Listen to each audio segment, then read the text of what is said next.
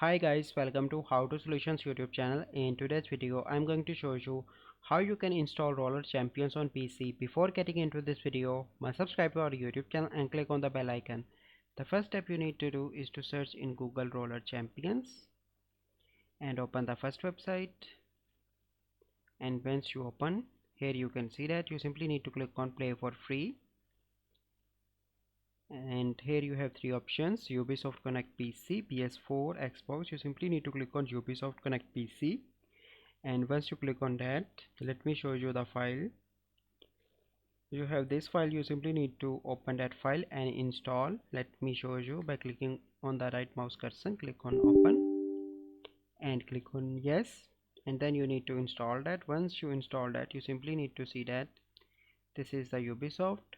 I already log in my account, and then you need to click on games, and here is the game. You simply need to click on that game and install that. After you need to click on that, you simply need to click on play.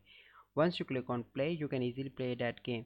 So this is the process by which you can install Roller Champions on PC. I hope you find this video helpful. If you find this video helpful, must like this video, subscribe to our YouTube channel for future videos. We'll see you in the next video. Thank you, have a good day.